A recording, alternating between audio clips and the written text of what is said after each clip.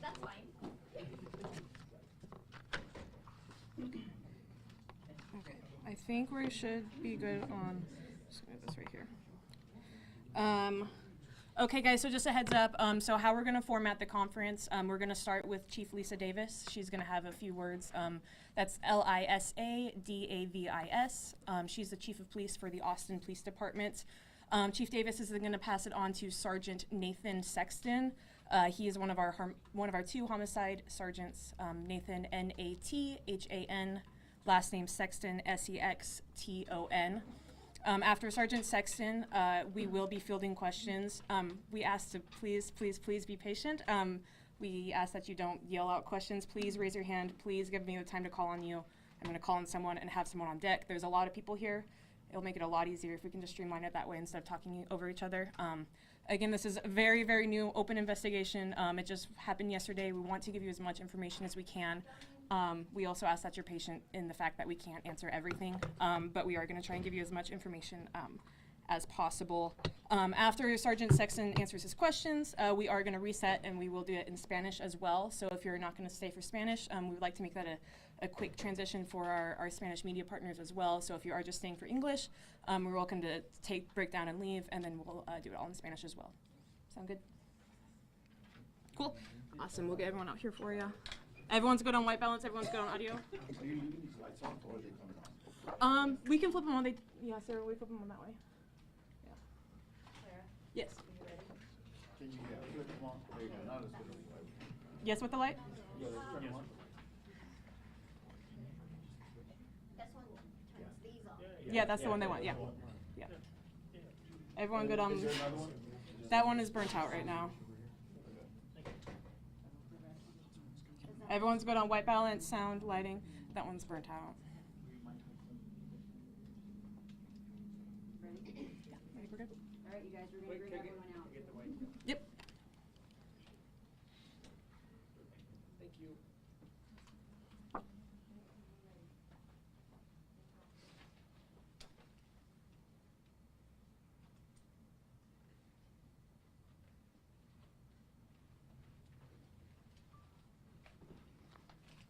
Hello, everyone.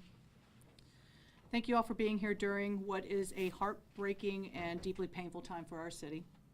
On behalf of the Austin Police Department, I want to express my deepest condolences to the family of Hector Martinez Machuca, Adam Chow, and his 4-year-old granddaughter. Those were the lives we lost yesterday. There are no words that can truly capture the grief these families are experiencing or the shock our community feels. To our officers and first responders who rushed to the scene and rendered aid under such tragic circumstances, thank you. I know the sights you faced yesterday will never leave you, but your compassion and your courage do not go unnoticed. What happened yesterday was an unprovoked and deliberate attack, a deliberate act of violence. Innocent lives were taken in broad daylight in a place where people should feel safe to run their everyday errands and to live their everyday lives.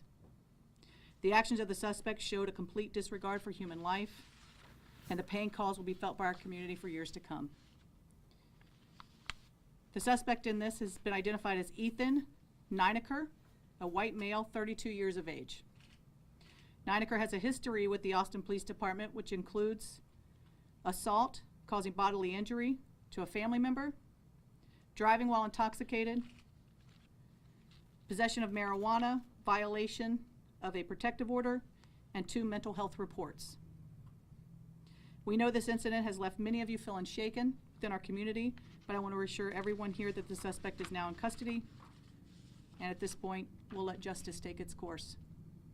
I want to thank the community members who took time and who acted quickly, who called 911, provided witness statements, understanding that they were inside target, came out. We had many witnesses who were there that stayed for hours to help assist us, so I want to thank them. Our department is fully committed to seeking justice for these victims and their families, and this will remain a top priority for us as we move forward. Every question has to be answered, and every charge will be pursued that is within the law. In times like this, we must come together as a community to support the families who are grieving and to lift each other up and stand together united against violence. I'm going to now turn it over to Sergeant Sexton from our homicide unit to go over details of this incident. Sergeant?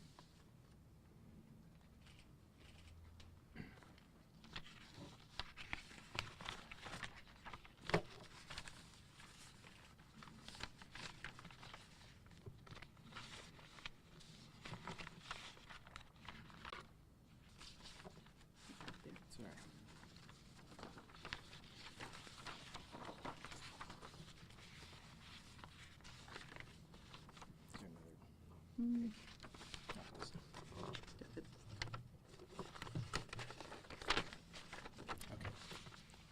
Sorry. Thank you, Chief Davis. My name is Nathan Sexton. I'm one of the 2 homicide sergeants. Yesterday on Monday, August 11th, at approximately 2:15 p.m., officers responded to multiple calls of 911 shooting at the target at 8601 Research Boulevard.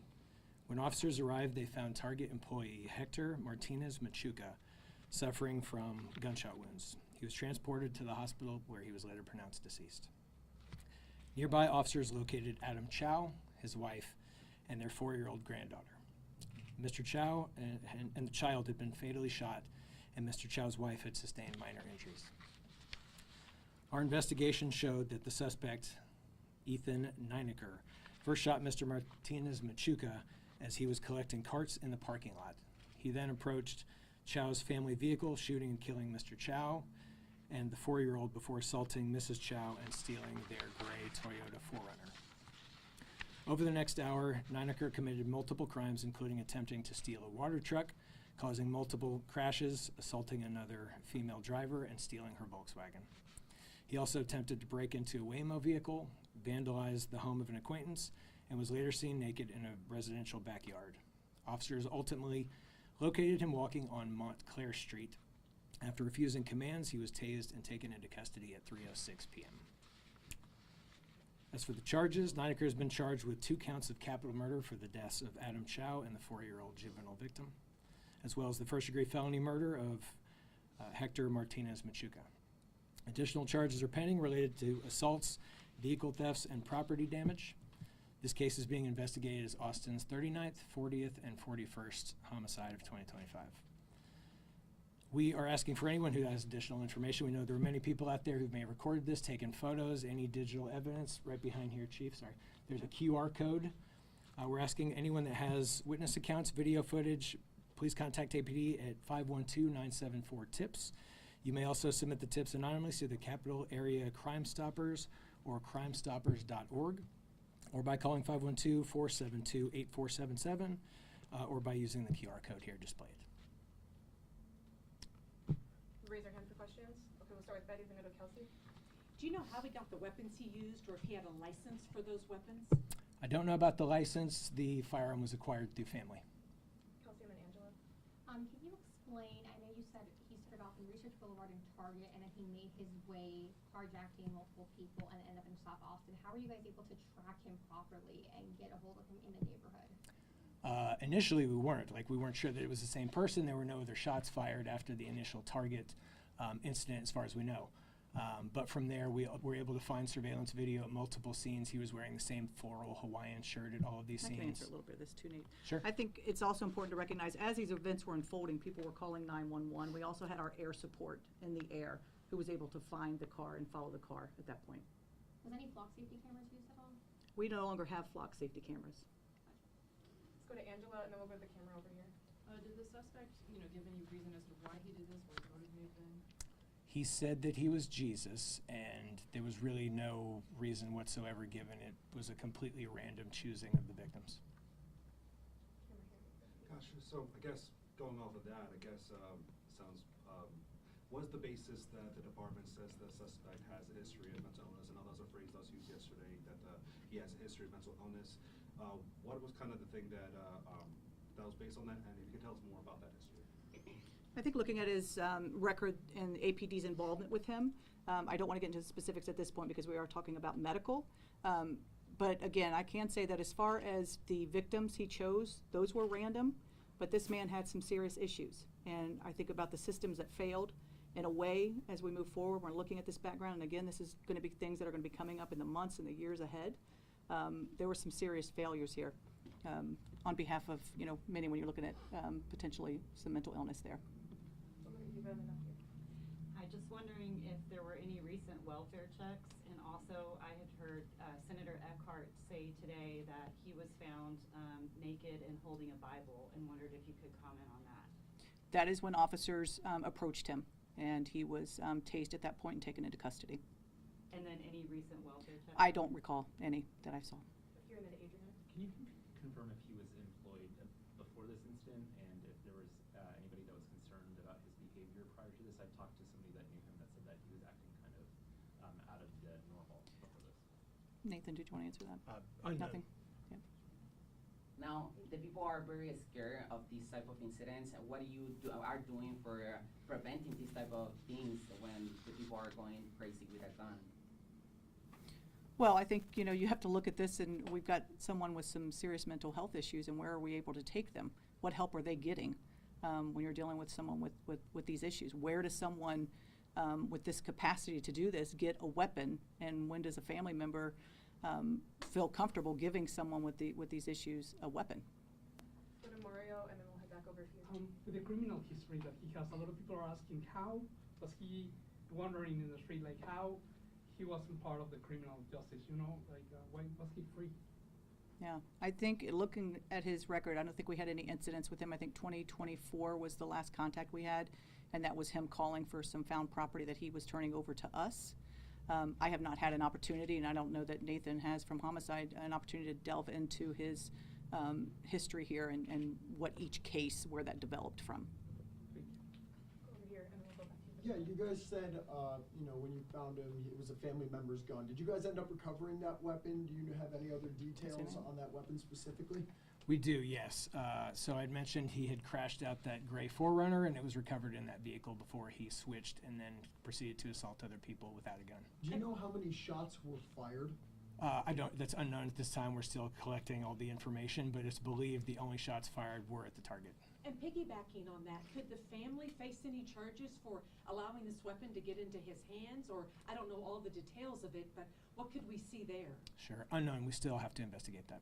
We'll go here in the red and then up here. Yeah, sorry. That was gonna be my question, is whether or not the family member would be held accountable, or if there will be any accountability for the person who gave him that gun. Sure, like I said, we still have to look into it. And on the history of mental health, are you guys aware of a specific diagnosis that he has received over time?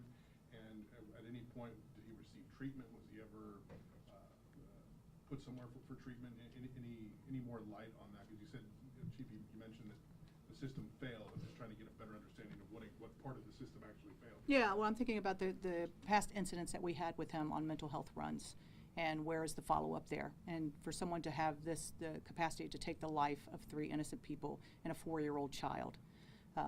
As we move forward and are looking more into this, it will be interesting to kind of peel that back and see where those failures took place. But is there a specific diagnosis? There is not that I'm aware of, no. We'll go to Kelsey, then in the green and Eva down Can you here. tell us what kind of gun he gave him? You want the gun? I don't remember the exact type. It was a handgun pistol.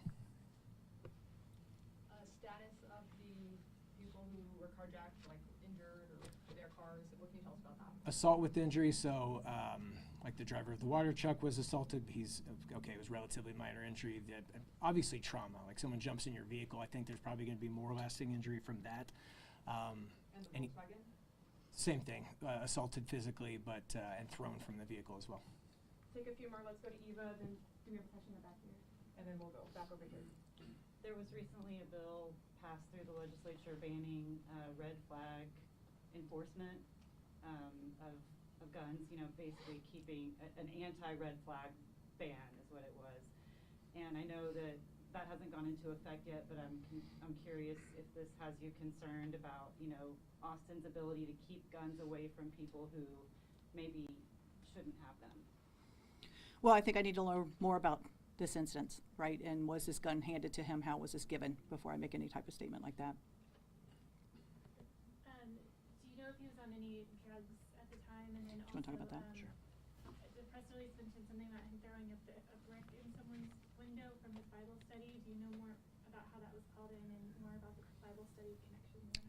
Sure, we're still looking into the drug portion of it. He could have been under the influence of narcotics. It might not necessarily be all attributed to mental illness, so we're still investigating all of that.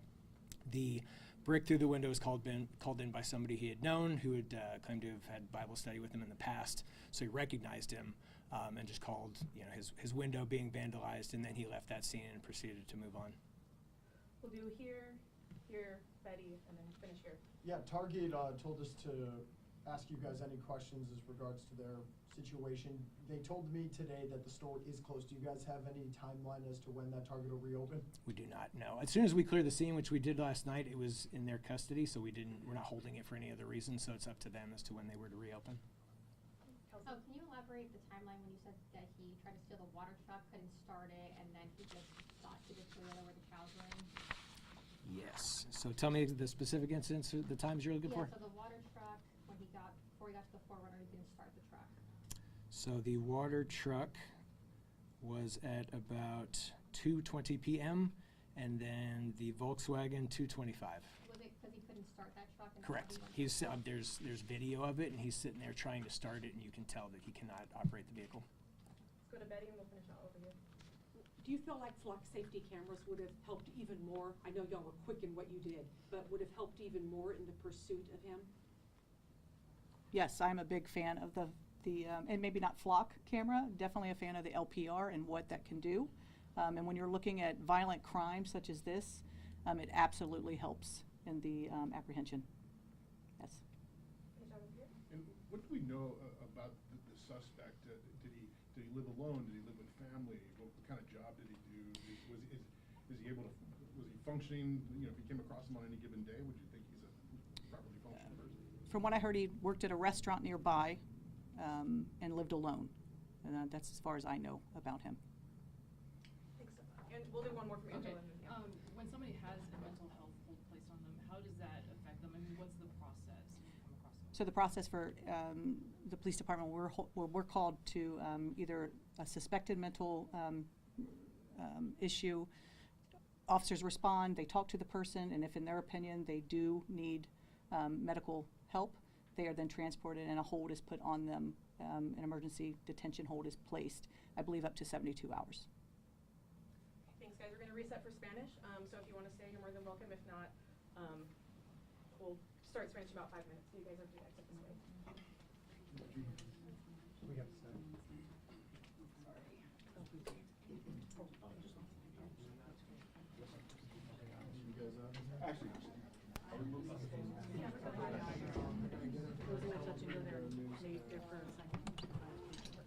I know, sorry. I was like, did you put him out there? I'm like, oh no, I did. No.